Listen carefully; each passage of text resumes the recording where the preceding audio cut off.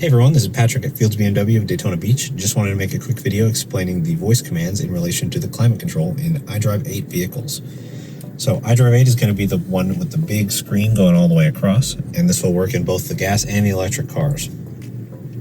So the main way to use the climate control is through the screen here. So you got the temperature up and down both sides, and then with the climate menu, you can adjust things like the fan speed and the heated seats.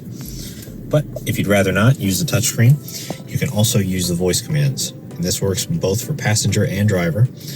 The driver, you have access to the microphone button here, or you can use the wake word, and the passenger can also use the wake word. So you can just say, "Hey BMW, turn on my heated seat." Okay, I'm activating the driver's seat heating. And that'll just turn it on right quick for you. You can also tell it to change the temperature as well as increase or decrease the fan speed.